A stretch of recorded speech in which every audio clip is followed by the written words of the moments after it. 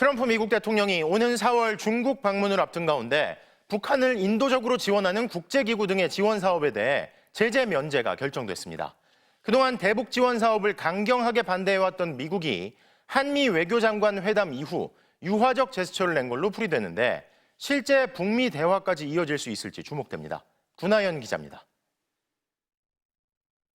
북한 발생 아프리카 돼지열병이 남쪽으로 번지는 걸 원천 차단하기 위한 양돈장 지원 사업은 경기도가 추진해온 대표적 대북 지원 사업입니다. 하지만 지난 2006년 북한 핵실험 이후 아무리 인도적 지원 사업이라도 UN 대북제재위원회 회원국 전체가 동의해야 진행할 수 있게 됐습니다. 세계보건기구, 유니세프 등 국제기구는 물론 우리나라 NGO, 민간단체들도 면제 승인을 얻어 대북 지원 사업을 이어왔습니다. 하지만 트럼프 2기 행정부 출범 직후인 지난해 상반기부터 대북제재위원회의 승인 절차가 사실상 멈춰섰습니다. 지원 물자가 군사적 용도나 정권 유지에 이용될 수 있다는 이유로 미국이 강경하게 반대해온 것으로 알려졌습니다.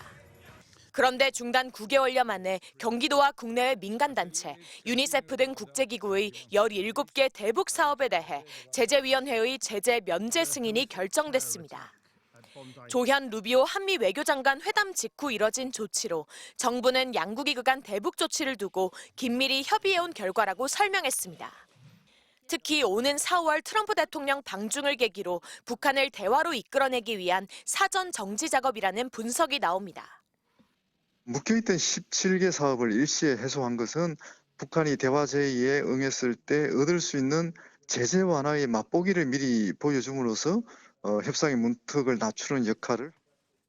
총 지원 규모는 50억 원 안팎으로 추산되는데 북한이 이미 오랜 기간 인도적 지원 사업도 수용하지 않아온 만큼 호응 여부는 지켜봐야 합니다.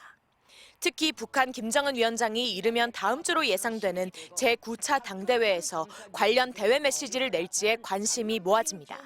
MBC 뉴스 구나연입니다.